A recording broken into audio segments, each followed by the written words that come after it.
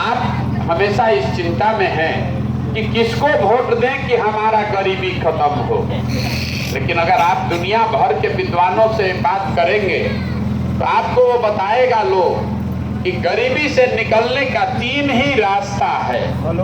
तीन ही रास्ता है जिससे आप गरीबी से निकल सकते हैं। वो सड़क नहीं है, बिजली नहीं है, नाली गली नहीं है। बिजली तो आपके घर में आ ही गया, सड़क तो कम ज्यादा सरकार बना ही रही, 4-5 किलो अनाज आपको चोरी वोरी करके दे ही रहे हैं लोग, शौचालय बनिए गया है, स्कूल के नाम पर बिल्डिंग यहाँ बनिए गया है, लेकिन उससे आपका गरीबी नहीं खत्म हो रहा। क्यों नहीं हो रहा है? इसलिए कि गरीबी से निकलने का तीन रास्ता है। पहला रास्ता है पढ़ाई। अगर आपका बाल बच्चा पढ़ लिख जाएगा, पढ़ लिख के नौकरी पा जाए तो उससे उसका जीवन सुधर सकता है। दूसरा रास्ता है जमीन। अगर आप पढ़े लिखे नहीं हैं, आपके पास खेती लायक जमीन हो तो खेती किसानी करके भी आप अपना जीवन सुधार सकते हैं। और तीसरा रास्ता है पैसा पूंजी। अगर आप पढ़े लिखे नहीं हैं, आपके पास जमीन भी नहीं है, आपके पास पैसा हो तो कुछ नहीं होगा, 2-4 गाय भैंस पाल लीजिएगा, अपने गांव में किराना का, फार्चून का, खाद का, कपड़ा का व्यापार कर लीजिएगा, दुकान कर लीजिएगा। ये तीन ही रास्ता है। या तो आपके पास पढ़ाई हो, या जमीन हो, या रोजी रोजगार करने के लिए पैसा पूंजी हो। तो आप बिहार में देखिएगा, अपना दशा भी देखिएगा तो आपको पता चलेगा कि ज्यादातर आदमी के पास ये तीनों में तीनों चीज नहीं है। आपका बच्चा जब पढ़ने जाता है तो वो पढ़िए नहीं रहा, गया खिचड़ी खाया और घरे चला आया। आप में से कुछ लोग हैं जो अपने बच्चा लोग को प्राइवेट में पढ़ा रहे हैं, तो प्राइवेट में पढ़ाने से, कोचिंग ट्यूशन कराने से भी कोई फायदा नहीं। कोचिंग ट्यूशन करा के आप स्कूल तो पास करा दीजिएगा, कॉलेज कहाँ से लाइएगा? कॉलेज तो सरकारी में ही जाना पड़ेगा। तो स्कूल में नीतीश कुमार खिचड़ी बंटवा रहे हैं, आई कॉलेज से डिग्री बंटवा रहे हैं। जहाँ तक लड़कियों का सवाल है तो बिहार में जो 100 लड़कियां पैदा होती हैं उसमें 5 लड़की ही कॉलेज तक पहुंच पाती है। कॉलेज का मुंह नहीं देखे, यहाँ इतनी महिलाएं बैठी हैं, इदा कदा कोई एक आदमी कॉलेज में गया होगा।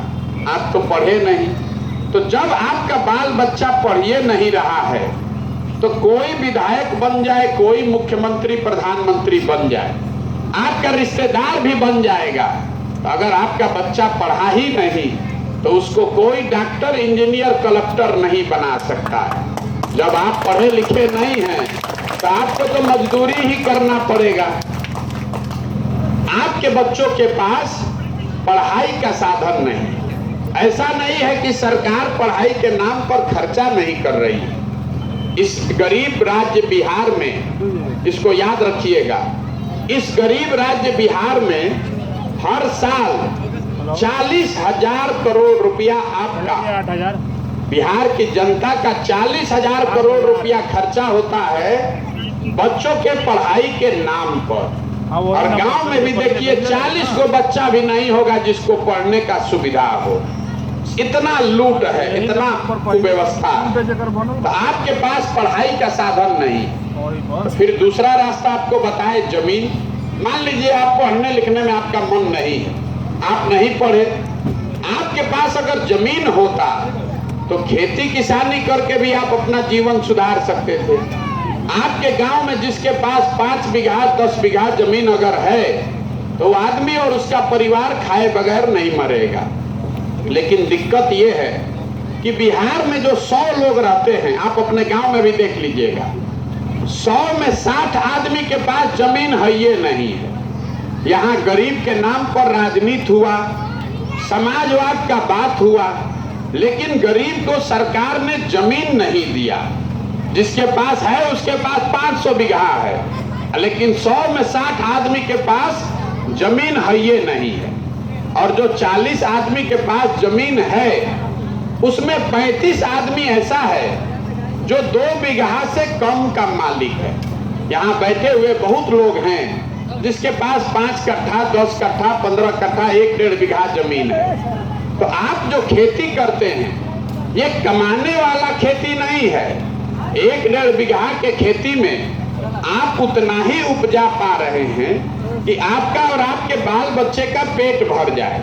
अगर घर में बेटी का ब्याह लग जाए, कोई बीमार पड़ जाए और आपके घर में कोई नौकरी चाकरी करने वाला आदमी नहीं है, कोई बिजनेस व्यापार नहीं है, तो आपका जो जमीन है 1-2 कट्ठा बेचिएगा तबे जान बचेगा। तो आपके बच्चों के पास पढ़ाई है नहीं, खेती से कमाई है नहीं। तो तीसरा एगो रास्ता बताए, पूंजी, पैसा अगर होता। आप अपने गांव में देखिए, जिसके पास पैसा है, अगर वो पढ़ा लिखा हो चाहे नहीं, खेती हो चाहे नहीं, पैसा है तो यहाँ पर एक किराना फार्चून का दुकान खोल दिया, कोई रेडीमेड का व्यापार कर लिया, कोई खाद सीमेंट बेच रहा है। तो आप वो क्यों नहीं कर पा रहे? उसके लिए तो विधायक मंत्री का सहयोग नहीं चाहिए। वो इसलिए नहीं कर पा रहे हैं कि जो यहाँ बिहार में 100 आदमी रहता है, इसको याद रखिएगा, 100 में 80 आदमी दिन में 100 रुपया भी नहीं कमा रहा है। इतना गरीबी है कि 100 में 80 आदमी दिन में 100 रुपया भी नहीं कमाता है। तो इस महंगाई के जमाना में अगर आप 100 रुपया भी नहीं कमाते हैं तो खाइएगा क्या, बचाइएगा क्या, अब पूंजी कहां से लाइएगा? तो आपके पास जब पढ़ाई है नहीं, खेती से कमाई है नहीं, रोजी रोजगार करने के लिए पैसा पूंजी है नहीं, तो आप गरीबी से निकलिएगा कैसे? जिसको वोट देना है दे लीजिए। सरकार चाहे लालू नीतीश का हो कि मोदी का हो, चाहे सरकार सड़क बना दे कि आपको अनाज बांट दे, सरकार चाहे बिजली ला दे कि आपको सिलेंडर दे दे, आपका गरीबी नहीं खत्म हो सकता। और ये हम नहीं कह रहे हैं, आप खुद देख रहे हैं गरीबी नहीं खत्म हो रहा है। तो ये खत्म होगा तब जब आपके बच्चों के पढ़ाई का इंतजाम हो जाए, जब यहाँ हर गरीब को जमीन मिल जाए जैसे दूसरे राज्यों में मिला है, भूमि सुधार लागू हो और लोगों को जमीन मिले खेती करने के लिए, और घर घर महिलाओं को, बच्चों को रोजी रोजगार के लिए सरकार पैसा दे, पूंजी दे, कर्जा दे। अब आप पूछिएगा कि काम भैया ये तो ठीक है, होगा कैसे?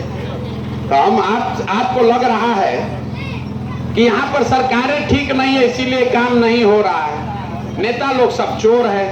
तो हम आपको बता रहे हैं, हम तो देश भर में काम किए हैं, नेता कहीं पर हरिश्चंद्र नहीं है। तो लेकिन जितना दुर्दशा बिहार का है, जितना गरीबी भुखमरी बिहार में है, इतना तो देश में कहीं नहीं है।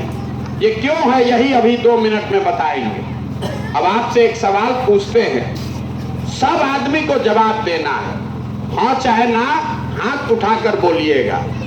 आप जितने लोग आए हैं, आपका अनुभव हमसे ज्यादा है, आप हमसे ज्यादा समझदार हैं। जरा सोच के बताइए कि आपके गांव पंचायत में और कुछ हो चाहे नहीं, सभी के बच्चों के पढ़ाई की व्यवस्था होनी चाहिए कि नहीं होनी चाहिए? सबको हाथ उठाना है। आप यहाँ कथा सुनने नहीं आए, हाँ चाहे ना, सोच के बताइए। फिर से पूछते हैं, अभी 2 मिनट में आपको आईना की तरह दिखेगा कि आपका दुर्दशा क्यों है। फिर से पूछ रहे हैं, आपके गांव में और कुछ हो चाहे नहीं, सभी के बच्चों के पढ़ने की व्यवस्था होनी चाहिए कि नहीं होनी चाहिए? इतना तो सबको बुझा रहा है। आप में से बहुत सारे लोग ऐसे हैं जो खुद अनपढ़ हैं, कोई गरीब है, कोई अमीर है, कोई अगड़ा है, कोई पिछड़ा है, लेकिन इतना समझ सबको है, महिला पुरुष, कि भैया पढ़ने का व्यवस्था होना चाहिए।